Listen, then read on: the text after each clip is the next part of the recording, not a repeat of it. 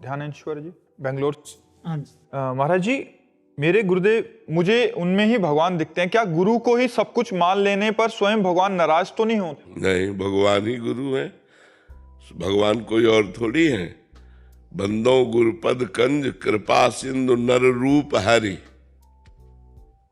नर रूप हरि, हरि ने नर रूप धारण किया मेरे लिए पर्सनल अवतार है। मेरे लिए गुरुदेव ने, भगवान ने गुरुदेव का रूप धारण किया। गुरुदेव ने जो हमें शरण ली वो साक्षात परब्रह्म। वैसे भी कहा जाता है गुरुर् ब्रह्मा गुरुर् विष्णु गुरुर्देव महेश्वरा गुरु साक्षात परब्रह्म तस्मै श्री गुरुवे नमः।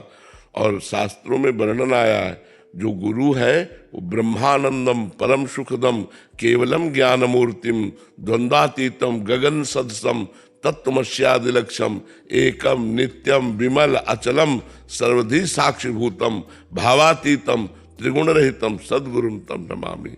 सद्गुरु कोई त्रिगुण रूप थोड़ी माया में, वो तो त्रिगुणातीत है, वो तो परब्रह्म परमात्मा है। तो हमें गुरुदेव भगवान में भगवान की बुद्धि करना ये सर्वोत्तम भाव है। अपने गुरु को साक्षात भगवान मान करके जो पूजते हैं उनके ऊपर भगवान की विशेष कृपा होती है। भगवान नाराज थोड़ी होते हैं। भगवान ने कहा मोते अधिक गुरु ही जिए जानी। जो मेरे से भी बढ़कर गुरु का आदर करते हैं मैं उनके अधीन हो जाता हूँ। तो इसलिए गुरु में बहुत मुश्किल है भगवान की बुद्धि होना, क्योंकि गुरु हमारे जैसे मनुष्य शरीर धारण करते हैं, हमारी जैसी चेष्टाएं होती हैं, तो कोई खास बात नहीं लगती। भगवान जब अवतार लेते हैं तो उनमें ये हमारी बुद्धि रहती है भगवान है, लेकिन गुरु जब अवतार लिए तो मनुष्य रूप में लिए ना, उनकी चेष्टाएं मनुष्य जैसी होती हैं, तो उनमें परब्रह्म परमात्मा भाव होना बड़ा कठिन होता है। और गुरु में परमात्मा भाव हो जाए तब तो बढ़िया बात है। फिर इससे बड़े हम मूर्ति में तो भगवान को देख सकते हैं, लेकिन गुरु में भगवान को देखना बड़ा कठिन है। और जो गुरु में भगवान को देख ले वो साधक क्या कहना है, वो तो जीते जी मुक्त हो जाएगा। गुरु कृपा से उसका सब काम हो जाएगा।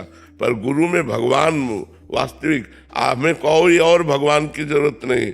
मेरे भगवान बोल रहे हैं, मैं अपने भगवान से मिल के आ रहा हूँ, मैं अपने भगवान को देखा है अपने नेत्रों से, क्योंकि गुरु साक्षात परब्रह्म, मेरे गुरुदेव परब्रह्म। ऐसी भावना होना थोड़ा कठिन है, असंभव नहीं है पर कठिन है।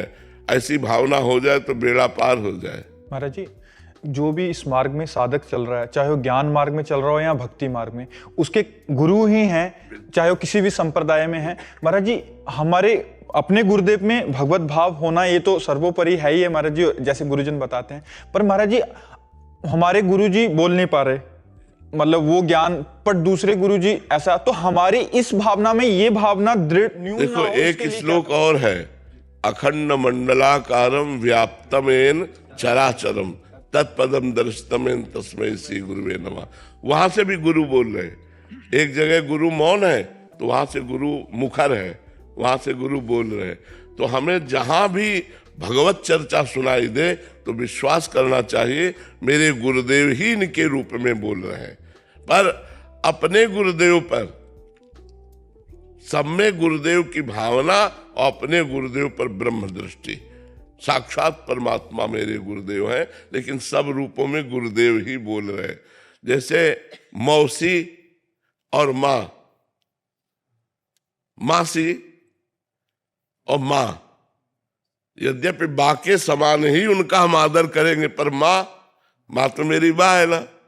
ऐसे ही गुरुदेव के समान हम हर संत का आदर करेंगे, पर गुरुदेव तो हमारे परम ब्रह्म है। ऐसी भावना करनी चाहिए। महाराज जी, इसमें एक और संशय, जैसे आप कहीं कहीं इसी बात का आश्रय लेके, मतलब कोई माता बहनें और तुम्हारे जी उस, क्योंकि ऐसी भावना होगी तो समर्पित है। हाँ, तो ऐसे में क्या सावधानी इसमें रखें? ये सावधानी रखनी कि हमें संतों की बात तो सुननी है, पर अगर हमारे गुरु की बात से अलग है तो हमें उनकी बात माननी नहीं है। माननी अपने गुरुदेव की है, सुननी सबकी है। सुननी सबकी है, माननी अपने गुरुदेव की है। अगर हमारे गुरुदेव ने हमें जो उपदेश किया है उसके विरुद्ध किसी संत की बात आती है तो हम नहीं सुनते, हम नहीं मानते। सुना, बैठ के प्रणाम किया, चल दिया। मानेंगे हम अपने गुरुदेव की। और दूसरी बात, गुरुदेव से लेकर के हर संत के लिए, हम ये बात कह रहे हैं। यदि वो हमारे शरीर का शोषण करना चाहते हैं तो ना वो गुरुदेव हैं और ना वो कोई संत है। वो व्यभिचारी पुरुष है, वो पाखंडी है, वो नाटकी है। गुरु एक पिता के समान है, गुरु एक महान तत्व है जो माया मुक्त है। वो माया के इन भोगों को कैसे स्वीकार कर सकता है? तो अगर कोई स्त्री या कोई भी किसी संत के सानिध्य में आ रहा है और वो संत उसके प्रति गलत हरकत कर रहे हैं, शरीर शोषण की बात कह रहे हैं, ऐसी कुछ बातें हैं, तो दूरी बना लेनी चाहिए। वहां गुरु नहीं है, वहां पाखंड है, वहां नाटक है, वहां माया है।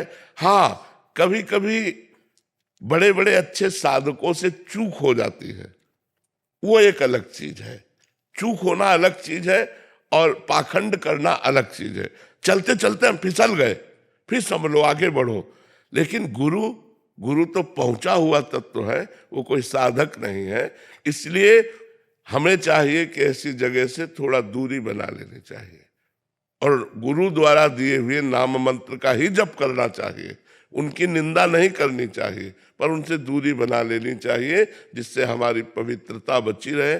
पहली हरकत में अगर दूरी बना लो तो बहुत अच्छा है, जिससे वो भी बच जाएंगे और आप भी बच जाओगे।